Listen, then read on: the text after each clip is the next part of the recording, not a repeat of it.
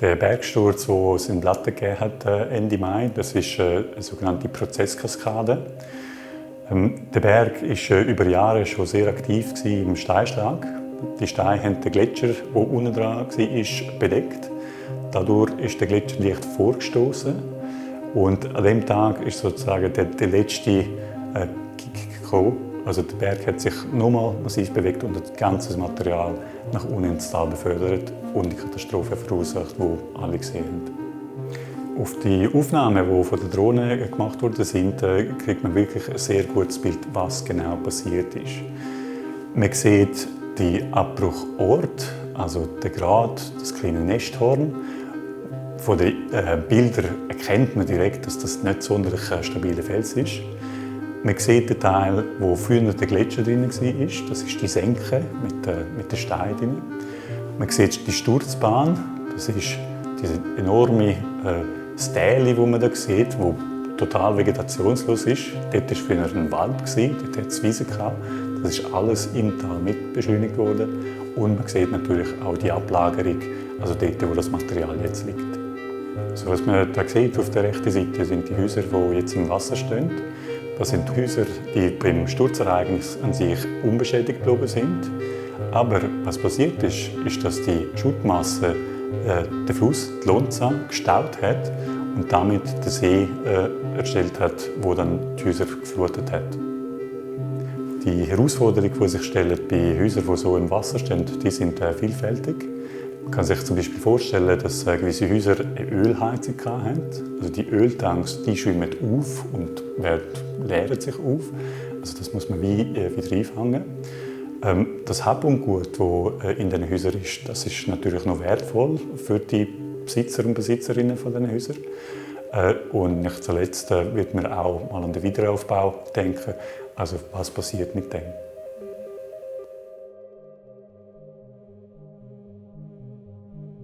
Die Elementarschadenkommission der Schweizer Elementarschadenversicherer ist auch von einem Tag auf den anderen mit dem Grossereignis konfrontiert worden in Blatten. Und es ist sehr schnell klar geworden, dass die konventionelle Art der Schadenbeurteilung wird schwierig werden. Der Schuttkegel, der durch den Felssturz entstanden ist, hat einen Teil der Gemeinde, einen Teil dieser Gebäude eigentlich vom Rest des Tals abgeschnitten. Die Schadenorganisation Erdbeben ist eine sehr agile, skalierbare Organisation, technisch sehr gut gerüstet und pflegt ein gutes Netzwerk zu Behörden und Krisenstäben. Das war in dieser Situation sehr hilfreich. Wir haben in Platten den Auftrag bekommen, dass wir mit Drohnen die Gebäude, die dort noch stehen, abfliegen, Fassaden aufnehmen, Dächer aufnehmen, damit unser Auftraggeber besser abschätzen kann, wie die Schadenbilder aussehen vor Ort und ob man noch Sofortmaßnahmen oder weitere Massnahmen ergreifen muss, um Schadenminderung zu betreiben.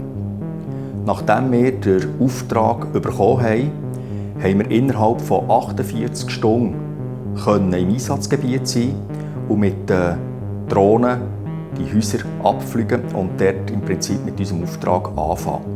Der professionelle Drohneneinsatz in Blatten hat den Versicherer oder anderen Interessensgruppen ermöglicht, das Schadenausmaß möglichst rasch und detailliert hochauflösend zu betrachten. Die Schadenorganisation Erdbeben hat im Nachgang zu dem Drohneneinsatz das Bildmaterial in eine webbasierte interaktive Karte integriert und die verschiedenen Nutzer, die Versicherer einerseits, aber auch andere Interessensgruppen, haben dann auf das Bildmaterial und Kartenmaterial zugreifen.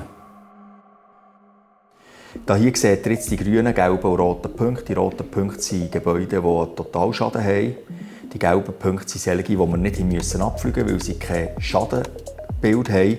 Und die grünen Punkte sind die wir abgeflogen haben, wo es einerseits Staub- und Schmutzschäden hat oder auch richtige Schäden am Gebäude.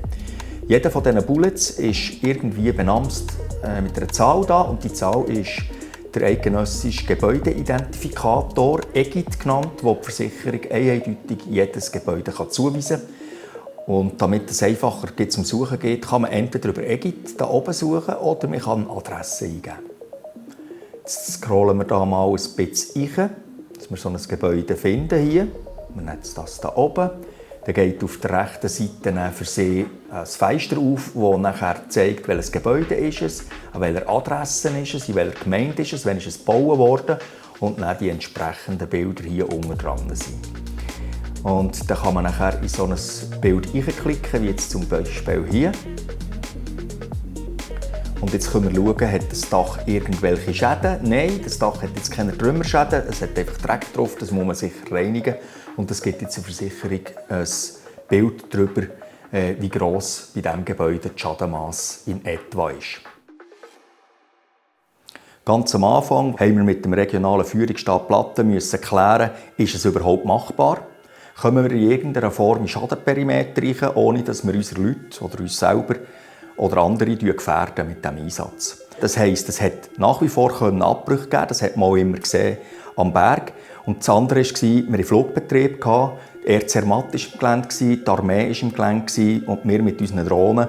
Das heisst, wir mussten den Flugsicherheitsbereich sauber koordinieren. Das haben wir nachher auch gemacht. Die Gemeinden und Behörden vor Ort, die müssen nach so einem Ereignis sich mit extrem vielen Sachen beschäftigen. Einerseits das Gefahrenmanagement, also wie schützt man das, was noch intakt ist, und wie schützt man die Gebäude und die Infrastruktur, die unter Strom ist. Man muss sich aber ziemlich schnell auch überlegen, ja, wie geht es weiter? Also wie schließt man das Tal wieder an, wo in der Hinterseite ist, wo zurzeit immer noch abgeschlossen ist? Wie werden die Personen, die geschädigt worden sind, entschädigt? Wie können sie ein neues Leben aufbauen? Also die Aufgaben sind extrem vielfältig.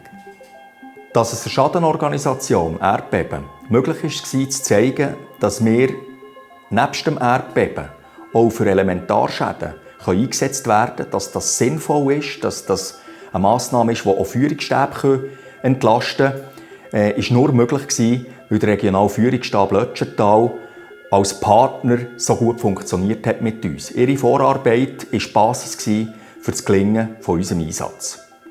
Eine wichtige Rolle spielt unser Auftraggeber, der Elementarschadenpool, vertreten durch die Elementarschadenkommission. Dank ihrem Auftrag dürfen wir zeigen, dass wir schnell, effizient und zielgerichtet die Aufnahmen von diesen Gebäuden machen können und somit einen Teil zur Resilienz beitragen können.